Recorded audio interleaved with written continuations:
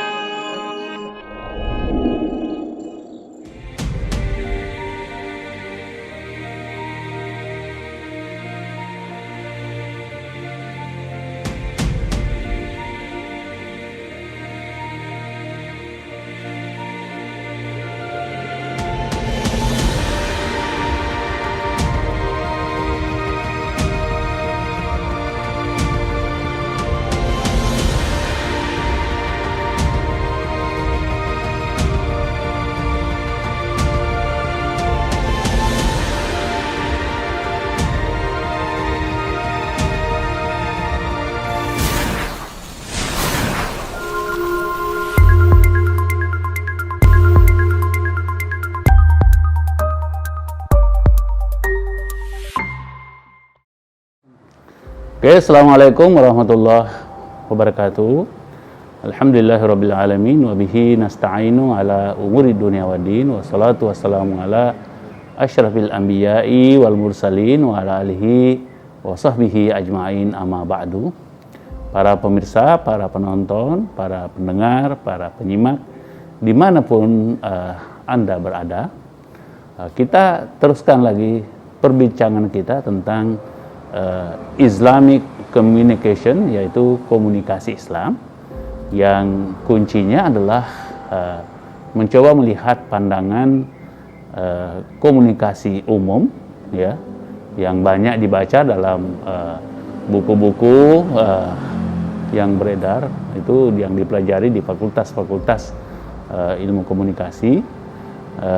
Kemudian juga kita coba diskusikan, ya, sandingkan, perdebatkan dengan komunikasi Islam, ya, yang dalam pengertian bagaimana Al-Quran itu dan hadis dan pandangan ulama melihat, ya, diskusi yang terjadi di kalangan ilmuwan komunikasi yang cenderung juga terjadi berhadap-hadapan, ya. Paling tidak ada dua pandangan yang cenderung berhadap-hadapan, ya. Seperti yang lalu-lalu kita sudah jelaskan contoh-contohnya. Dan kita melihat bahwa komunikasi Islam adalah komunikasi di pertengahan, ya, yang sifatnya itu moderat, ya. Karena diyakini bahwa Islamic communication ini adalah model yang moderat, ya. Model yang tidak terlalu ke kiri dan tidak terlalu ke kanan, tidak terlalu eksklusif, ya, tidak juga terlalu inklusif, atau tidak terlalu ortodoks dan tidak terlalu liberal. Jadi Islam itu memang makna Islam adalah pertengahan, khairul umuri awsatuha. Kali ini kita akan coba melihat Pancasila, ya. Karena ini juga beberapa bulan yang lalu, Juni, yang biasanya itu menjadi topik pembahasan yang tidak henti-hentinya orang angkat perdebatan tentang Pancasila ini, ya, dalam perspektif umum dan perspektif agama. Dan ini pas sekali kita akan lihat sila demi sila, ya, karena kita tahu bahwa Pancasila ini adalah satu kesepakatan yang final, yang sangat luar biasa sebetulnya, yang dicapai oleh founding fathers kita yang lalu, sehingga bisa menjadi jalan keluar untuk masyarakat Indonesia. Pada episode yang lalu kita sempat membicarakan tentang Piagam Madinah, ya, yang biasa dikaitkan juga dengan Pancasila. Oke, kalau kita melihat Pancasila dari sila ke sila, ya, kita mulai dengan sila pertama umpamanya, ya, yang berbunyi ketuhanan yang Maha Esa. Nah, kita tahu bahwa ini mempunyai makna yang cenderung kepada pemikiran kemanusiaan, ya, maksudnya pikiran yang berkaitan dengan pandangan manusia, yang sekalipun di situ dikatakan bahwa penting untuk meyakini kehadiran Tuhan, kehadiran yang Maha Kuasa, yang lebih khusus lagi yang Maha Esa itu, karena dilihat bahwa ini penting sekali untuk manusia Indonesia itu meyakini akan adanya Tuhan yang Maha Esa itu, karena pandangan kaum waktu itu yang istilahnya human made, ya, constitution yang berdasar pada buatan manusia, bukan berdasar kepada buatan Tuhan, ya. Mereka beranggapan bahwa karena masyarakat Indonesia itu pada umumnya berlatar belakang masyarakat agamis, masyarakat beragama, yang percaya kepada Tuhan, maka sangat layak apabila ketuhanan ini yang Maha Esa ini menjadi sila pertama, ya, untuk bangsa Indonesia sebagai filsafat, sebagai dasar, ya, negara yang pertama. Kemudian ketika itulah terjadi tarik menarik, ya, di awal-awal ini, terutama mulai tanggal 29 Mei 1945. Itu bergantianlah para founding fathers kita itu berpidato. Ada Supomo, ya, kemudian ada Muhammad Yamin konsepnya, kemudian Soekarno sendiri itu berpidato pada tanggal 1 Juni, yang kalau kita lihat yang diajukan itu adalah justru yang pertama adalah internasionalisme, ya, kemudian menyusul kemanusiaan, baru persatuan, nasionalisme, demokrasi, ya, baru ketuhanan. Jadi singkat-singkat seperti itu, satu kata saja, yang dan juga meletakkan ketuhanan ini sebagai sila yang terakhir. Nah, inilah kemudian ada yang tidak setuju kalau 1 Juni ini menjadi lahirnya Pancasila, karena itu belum sempurna dalam pidato Soekarno tersebut, masih juga sifatnya kata singular, ya, masih sifatnya konsep, ya, dan urutan-urutannya juga tidak sama dengan yang sekarang ini, ya. Nah, itu antara lain. Tapi boleh kita katakan bahwa, ya, nama kata Pancasila itu memang sudah lahir, ya, embrionya pada tanggal 1 Juni tersebut. Namun dalam perkembangan selanjutnya tanggal 22 Juni, disitulah kemudian rumusan yang sangat lengkap, ya, sangat lengkap di situ, dan cuma sila pertamanya waktu itu masih dianggap tidak pas, ya, karena di situ menyebutkan aspek kata Islam, ya, dengan kewajiban menjalankan syariat Islam bagi pemeluk-pemeluknya, dan ini dianggap sebagai 7 kata, ya, yang kemudian dianggap bahwa 7 kata ini itu diganti dengan 3 kata, yaitu yang Maha Esa, ya. Jadi ketuhanan yang Maha Esa.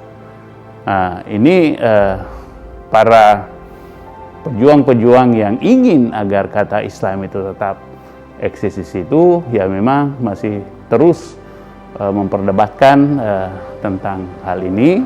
Namun kalau kita lihat itu para founding fathers, di mana Piagam Jakarta yang jumlahnya 9 itu, ya memang 8 orang yang Muslim, hanya 1 yang non-Muslim, yaitu Amramis. Yang lainnya itu ya Muslim semua, bahkan itu 4 di antara mereka ini ulama besar, ya, seperti Abdul Karim Zakir, ada Ki Bagus Hadikusumo, ada Wahid Hashim, ada Abi Kusno. Ya, jadi sebetulnya itu mereka sudah sepakati, ya, Pancasila itu, dan kemudian tanggal 18 Agustus itu lahirlah kemudian yang kita warisi, Pancasila yang kita warisi ini, dengan tadi sila pertama adalah ketuhanan yang Maha Esa. Nah, tadi kalau tanggal 1 Juni boleh dikata sebagai embrio lahirnya Pancasila, tapi boleh juga dikata bahwa tanggal 22 Juni itu pada saat diakikahkan Pancasila ini, ya, karena di situ memang juga istilah-istilah Islam ada di situ, ya. Kemudian boleh dikata tanggal 18 Agustus itu dikeluarkan sertifikat lahir, akte kelahiran negara Indonesia ini, dan saya kira ini memang sudah menjadi pemersatu yang luar biasa. Namun ya sebagai closing, ya, ini kita lihat bagaimana sebetulnya Islam melihat perdebatan ini, ya. Nah, sebetulnya kalau dalam konteks Islam itu dikenal dengan istilah tauhid, ya. Itu adalah konsep ketuhanan yang melihat antara Tuhan makhluk, ya, dan manusia secara khusus itu menjadi satu kesatuan yang mana Tuhan sebagai pencipta, sebagai khalik, ya, kemudian manusia dan makhluk lainnya itu ya disebut sebagai ciptaan atau khalq atau makhluk, ya. Jadi memang dalam Islam itu menjadi penekanan rukun iman, ya. Yang pertama bahwa kita harus percaya kepada Allah Subhanahu wa taala sebagai satu-satunya, ya, Tuhan yang harus disembah, dan itu yang disebut dengan Allah, ya. Dari kata ilahun menjadi Allah. Nah, ini kalau kita ulas ini, Allah ini sangat powerful maknanya, karena itu terdiri dari beberapa huruf. Apabila huruf A-nya dibuang, kan dia masih bisa dibaca menjadi lillah. Lam pertama dibuang masih bisa dibaca dengan lahu. La-nya lagi dibuang itu bisa menjadi hu, dan itu artinya huwa, artinya dia Allah. Bahkan kalau hu-nya pun dibuang itu menjadi tinggal dan itu tetap larinya kepada Allah Subhanahu wa taala. Makanya Allah itu adalah nama sempurna daripada Allah Subhanahu wa taala, tapi dalam konteks Indonesia disebut dengan ketuhanan yang Maha Esa, dan inilah yang disebut sebagai tauhid, ya, tauhid dalam Islam. Dan ini kalau dalam studi Islam itu juga menjadi mata pelajaran sebetulnya yang biasa disebut dengan ilmu tauhid, ya. Biasa juga masuk dalam ilmu kalam atau ilmu teologi, ya. Tapi ini dalam tradisi Islam itu sangat kuat sekali istilah ketauhidan atau ilmu tauhid ini. Dan kita dalam Islam itu dikenal dengan 99 nama Allah ini, ya. Artinya sifat-sifat Allah dan nama Tuhan yang luar biasa itu indahnya, yang disebut dengan Asmaul Husna. Itu 99, yaitu hitungan yang mudah diingat. Tapi pandangan ulama lain ada yang mengatakan itu sebetulnya lebih dari itu, bisa sampai 134 nama dalam Al-Quran kalau kita lihat satu persatu ya nama Allah, nama Tuhan dalam Al-Quran. Itu baru kata sifat, belum kata benda, belum kata kerja, yang sebetulnya dalam Al-Quran itu semua merujuk kepada Allah Subhanahu wa Ta'ala sebagai pencipta. Kemudian juga yang berikutnya lagi dalam surah Al-Ikhlas. Nah, ini sangat clear ya, sangat jelas, gamblang di situ menjelaskan bagaimana sih Tuhan yang esa ini. Ada penjelasannya kalau Al-Quran ya, yaitu Qul huwallahu ahad, katakanlah Allah itu esa.